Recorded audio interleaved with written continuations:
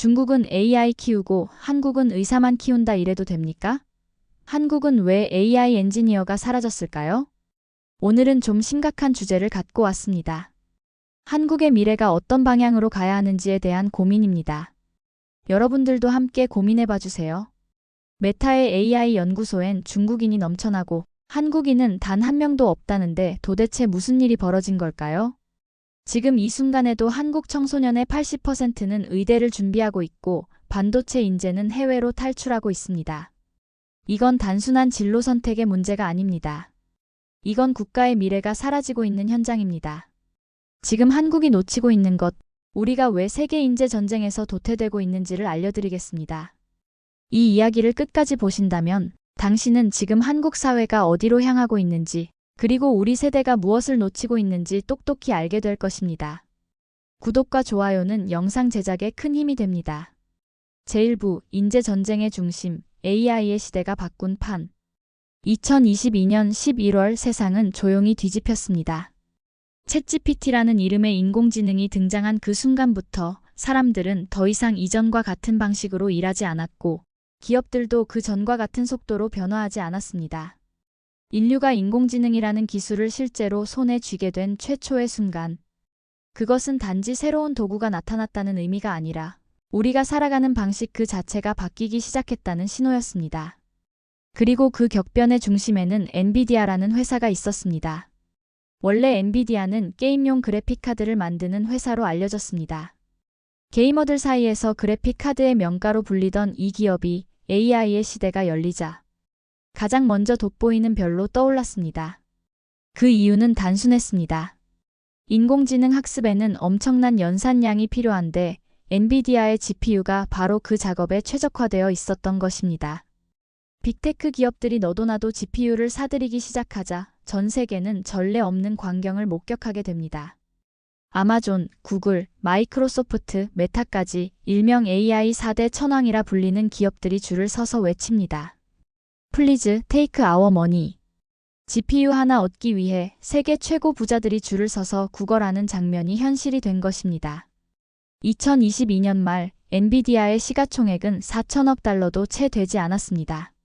하지만 단 2년 후 2024년 7월에는 시가총액이 무려 4조 달러를 돌파합니다. 이것은 단순한 기업 성장을 넘어 세계 경제사에서 유례없는 사건이었습니다. 한국 코스피 전체의 시총이 약 2천에서 3천조 원 수준인 점을 감안하면 한 기업이 대한민국 전체 증시보다 큰 몸집을 가지게 된 셈입니다. 이 같은 상승세는 단지 숫자의 문제가 아니었습니다. 그것은 전 세계가 얼마나 AI 기술에 그리고 그 기술을 구현할 수 있는 인재에 목말라 하고 있는지를 보여주는 결정적인 증거였습니다. 메타의 저커버그는 이 흐름에서 뒤처질 수 없다고 판단했습니다. 그는 AI에서 승부를 보기 위해 메타 슈퍼 인텔리전스 랩이라는 초지능 연구소를 세우고 전 세계 AI 천재들을 모으기 시작합니다. 오픈 AI 출신 엔지니어들에게는 1억 달러의 연봉을 제안했고 97년생 창업자 알렉산더 왕을 데려오기 위해 그가 만든 회사를 20조 원에 인수하기도 했습니다. 이쯤 되면 투자라기보다 국가 수준의 전쟁입니다. 저커버그는 이제 더 이상 CEO가 아니라 직접 뛰어다니며 사람을 영입하는 스타트업 창업가처럼 행동하고 있었습니다. 그런데 이 과정에서 충격적인 사실이 드러났습니다. 저커버그가 영입한 AI 인재들의 상당수가 중국계였다는 것입니다. AI 분야에서 세계적으로 유명한 이름들이 메타로 속속 합류했고 그 이름들은 대부분 중국계 성씨를 가지고 있었습니다. 중국 언론은 이를 대대적으로 보도하며 우리 민족의 천재들이 세계의 AI 전쟁을 이끌고 있다며 자화자찬에 나섰습니다. 반면 한국인의 이름은 단 한 명도 찾아볼 수 없었습니다. 이 장면을 마주한 우리는 이렇게 되묻게 됩니다. 우리는 왜 저 리스트에 없을까? AI 인재 전쟁은 단순한 연봉 경쟁이 아닙니다. 그것은 한 국가의 기술 주권과 미래 산업 주도권을 놓고 벌이는 보이지 않는 전면전입니다. 엔비디아가 870%의 주가 상승을 기록하고 메타가 수십조 원을 쏟아붓는 지금 이 전쟁의 실체는 결국 사람 싸움이었고 그 중심에는 중국계와 인도계가 있었습니다. 그리고 그 경랑의 한가운데 한국은 보이지 않았습니다. 우리는 지난 20년 동안 의대 열풍에 휩쓸리며 AI 천재가 아닌 의대생만을 양산해왔습니다.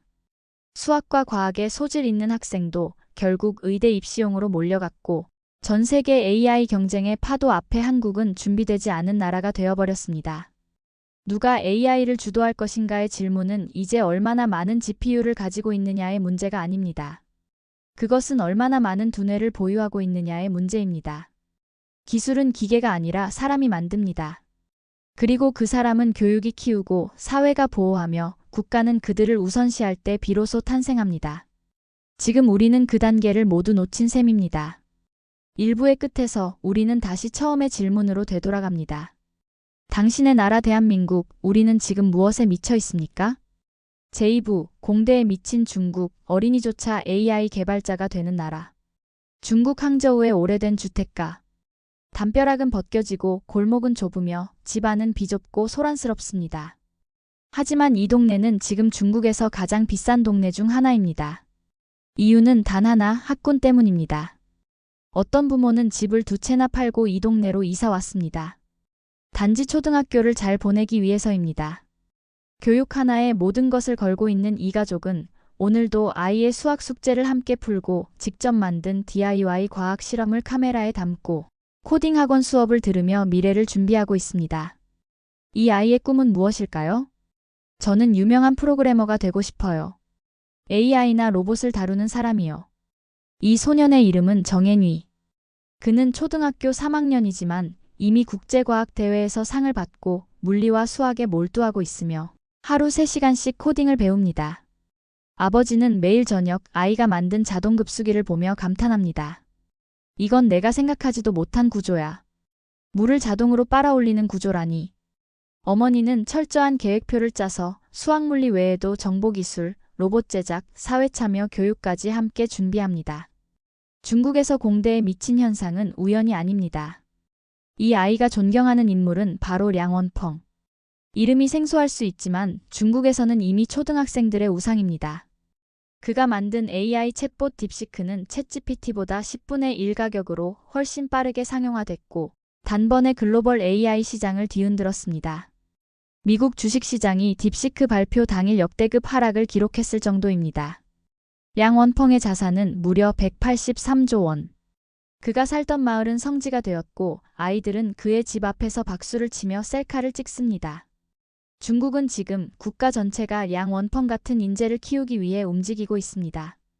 저장대 공대를 필두로 한 명문 공대들은 인재를 선발하고 엘리트반인 주커전반에서는 학부생을 박사과정 수준으로 교육시킵니다.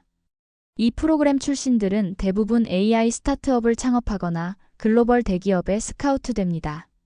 학생이 직접 투자자를 만나고 그 자리에서 저는 재난대응용 AI 플랫폼을 만들고 싶습니다 라고 말하는 모습은 이제 뉴스가 아니라 일상입니다.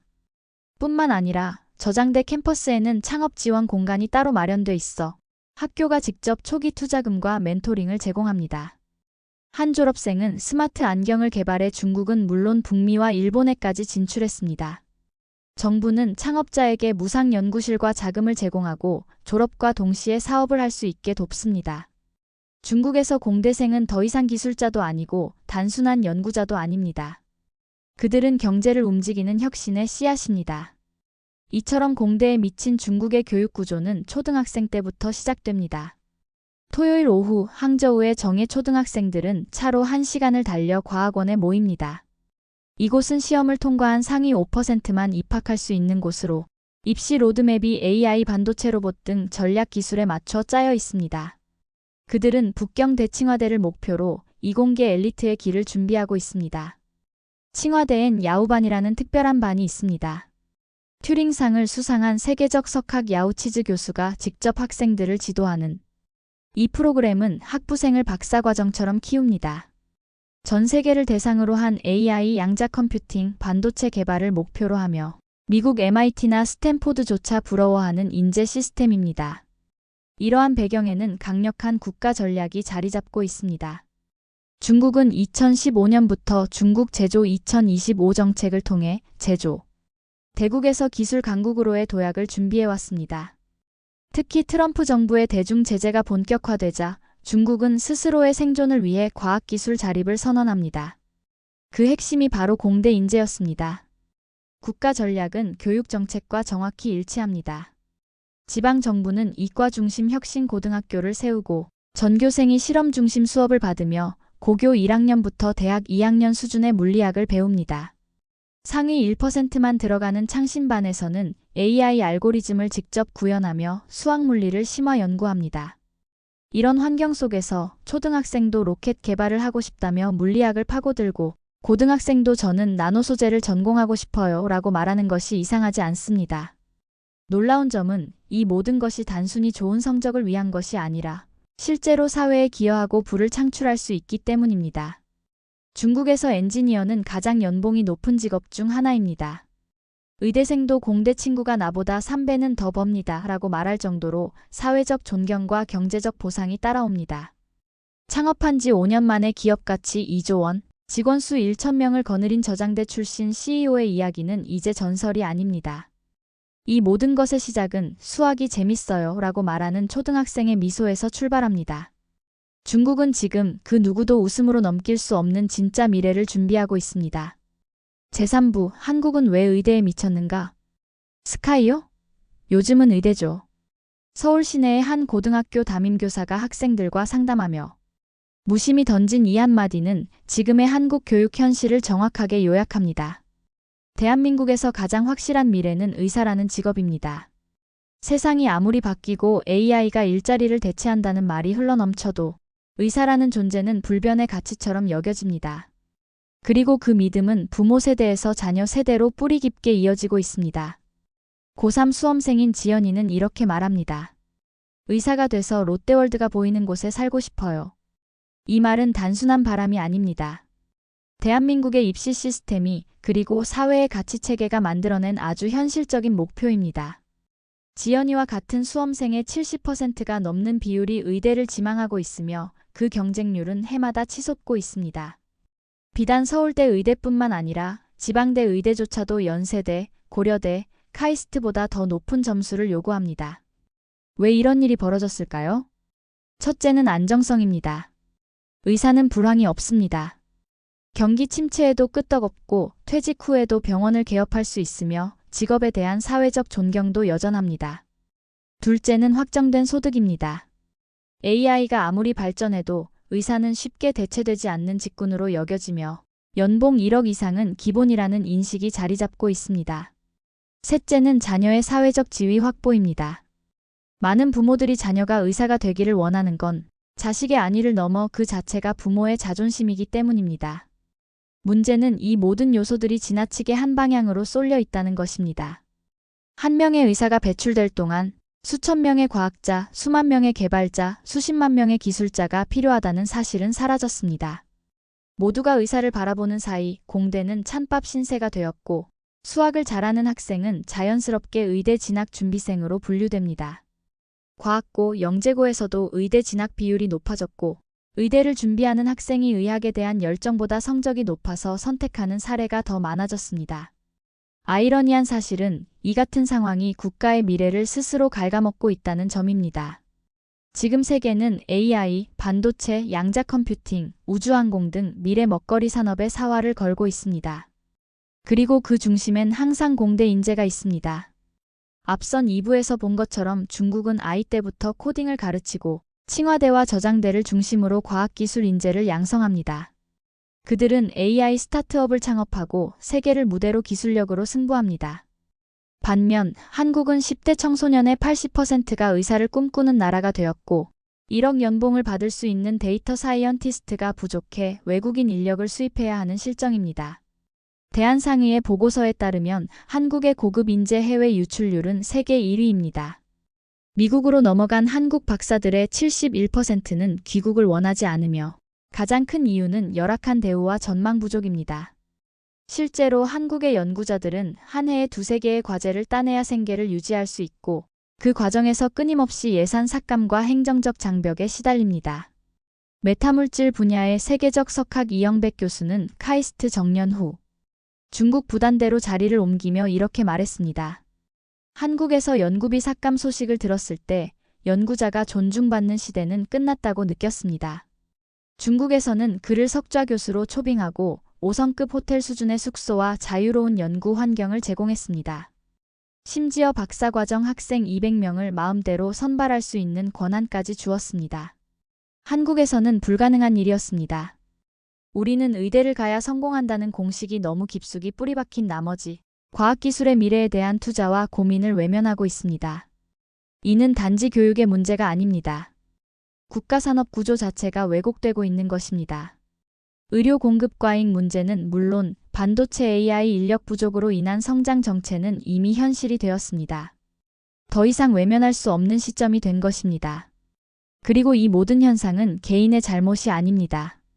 학생도 학부모도 교사도 모두 최선의 선택을 하고 있는 것입니다. 문제는 이들이 한 방향의 선택만 가능하도록 만든 사회 시스템에 있습니다. 고등학생에게 물어보면 공대는 안 돼요. 가서 뭐 먹고 살려고 그래요 라고 대답합니다. 이 말은 단지 한 학생의 고민이 아닙니다. 그것은 대한민국 청소년의 집단적 절망을 의미합니다. 우리는 이제 되묻지 않으면 안 됩니다.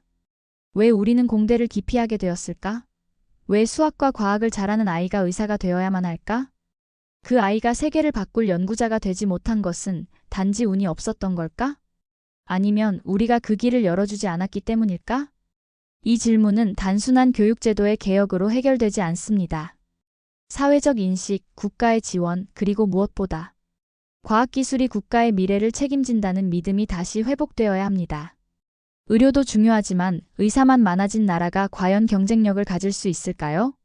모든 학생이 의대를 희망할 때 우리는 세계 무대에서 어떤 위치에 설 수 있을까요? 중국은 이미 한참 앞서 달리고 있습니다. 우리는 여전히 진로를 좋은 직업 중심으로만 생각하고 있지만 중국은 그 진로를 국가의 전략과 연결해 움직이고 있습니다. 그것이 미래를 바꾸는 힘이며 우리에게 절실히 필요한 방향입니다. 이제 우리는 다시 선택의 기로에 섰습니다. 우리는 어떤 사회를 만들고 싶은가? 과학으로 움직이는 사회인가? 아니면 안정에만 안주하는 사회인가? 그 답은 지금 책상 앞에 앉아 진로를 고민하는 한 아이의 선택에서 시작될 것입니다. 제4부 무엇을 선택할 것인가? 국가의 운명을 바꾸는 인재의 방향. 1997년 외환위기. 금 모으기 운동에 나섰던 어머니들, 사무실 책상 위에서 흰 봉투를 들고 울던 가장들, 그리고 대학 졸업장을 들고도 일자리를 얻지 못한 청춘들. 그 시절을 우리는 모두 기억하고 있습니다. IMF는 단지 경제 위기가 아니었습니다. 그것은 국가가 실패하면 국민 모두가 함께 무너진다는 냉혹한 교훈이었습니다. 그로부터 30년. 한국은 세계 10위권의 경제 대국이 되었고 K문화는 세계를 뒤흔들었으며 대한민국이라는 이름은 이제 더 이상 작은 나라의 이름이 아닙니다. 그러나 우리는 지금 다시 한번 보이지 않는 전쟁터에 서 있습니다. 그 이름은 인재전쟁. 미국은 전 세계 AI 박사와 엔지니어를 스카우트하며 천문학적 금액을 투자하고 중국은 아이들마저 코딩을 배우며 AI 스타트업을 창업합니다. 유럽은 과학과 기술이 미래라는 국가적 합의를 바탕으로 교육과 산업을 재편했고 싱가포르는 정부 차원에서 기술 중심 국가로 재탄생하고 있습니다. 그런데 한국은 20년 전 세계가 부러워했던 우리의 교육열은 지금 의대 쏠림과 사교육 과열로 비틀렸고 젊은 인재들은 꿈이 아니라 현실만을 선택합니다. 교실에서는 과학보다 점수가 우선이고 대학은 창업보다 안정된 직장을 먼저 가르치며 국가는 여전히 기술자를 2등 시민 취급합니다. 이런 사회에서 어떻게 미래를 바꿀 인재가 나올 수 있겠습니까? 이제 우리는 선택해야 합니다. 그리고 그 선택은 단지 젊은 세대만의 몫이 아닙니다. 지금 50세 이상의 시니어 세대, 바로 당신의 몫이기도 합니다. 왜냐고요? 여러분들은 대한민국의 기적을 직접 만든 세대입니다. 산업화의 먼지 속에서 일했고 민주화를 위해 거리로 나섰으며 세계 무대에서 메이드 인 코리어를 자랑스럽게 올려놓은 세대입니다. 그리고 지금 바로 당신들의 자녀 세대가 미래의 방향을 잃고 있습니다. 당신이 쌓아올린 경제 성장의 위에 무엇을 올릴 것인가? 지금의 선택이 미래의 대한민국을 결정하게 될 것입니다. 우리는 물어야 합니다. 이 아이에게 무엇을 가르칠 것인가? 수학을 잘하는 아이가 단지 성적 좋으니 의대 가라는 말만 듣는 사회는 건강하지 않습니다. 과학에 흥미를 느끼는 학생이 그건 돈 안 돼라는 조언을 듣는 순간 그 사회는 스스로의 가능성을 버리고 있는 것입니다. 좋은 직업을 말하기 전에 좋은 사람, 좋은 도전, 좋은 영향력에 대해 말할 수 있어야 합니다. 지금 우리가 목격하고 있는 의대 열풍은 단지 교육 문제가 아닙니다. 그것은 국가가 미래를 상상하지 못하고 있다는 증거입니다. 반대로 중국이 아이부터 노인까지 코딩을 배우고 AI 기술을 일상에 녹이는 모습은 단지 기술 발전의 문제가 아닙니다. 그것은 국가가 미래를 직접 만들어가고 있다는 증거입니다. 우리는 왜 그렇게 하지 못했을까요? 답은 의외로 단순합니다. 우리는 아직 기술을 믿지 않았기 때문입니다. 기술은 불확실하고 의사는 확실하다는 믿음. 기술자는 힘들고 의사는 편하다는 생각. 기술은 나와는 상관없고 의사는 나를 지켜준다는 감정. 이 모든 것이 지금의 교육과 사회 구조를 만든 것입니다. 그러나 이제는 바뀌어야 합니다. 우리는 과학기술로 팬데믹을 극복했고 인공지능으로 인간의 한계를 넘었으며 우주 탐사로 지구 밖의 미래를 꿈꾸고 있습니다. 이제 기술은 더 이상 낯선 개념이 아니라 삶 그 자체가 되었습니다. 그렇다면 우리는 다음 세대에게 어떤 메시지를 남길 수 있을까요? 너는 기술로 세상을 바꿀 수 있다. 너의 도전이 대한민국의 미래를 만든다. 안정이 아니라 비전을 선택하라. 이 메시지를 심어주는 것은 학교도, 입시도, 국가도 아닌 바로 부모 세대, 기성 세대, 50대 이상 시니어 세대의 몫입니다. 손주에게, 아들에게, 딸에게 이렇게 말해주세요. 의사가 되라는 말보다 세상을 바꿀 수 있는 사람이 되라고 말해주고 싶어. 그 한마디가 누군가에겐 길이 될 수 있습니다. 지금 세계는 달리고 있습니다. 멈춰있는 사람은 뒤처지는 것이 아니라 존재 자체가 사라지는 시대입니다. 우리에게는 시간이 없습니다. 인구는 줄고 경쟁은 치열해지며 기술 격차는 벌어지고 있습니다. 하지만 아직 늦지 않았습니다. 대한민국은 이미 가능성을 보여준 나라입니다. 메모리 반도체 세계 1위, K 콘텐츠 수출액 급증, 세계 최고의 인터넷 인프라. 이 모든 것이 불가능을 가능으로 바꾼 기억입니다. 그리고 이제 다시 한번 가능성을 증명해야 합니다. 다시 묻습니다. 우리는 무엇을 선택할 것인가? 그리고 그 선택은 당신의 이야기로부터 시작됩니다. 끝까지 함께 해주셔서 감사합니다. 여러분의 구독과 좋아요는 더 많은 이야기를 공유하는 데 큰 도움이 됩니다.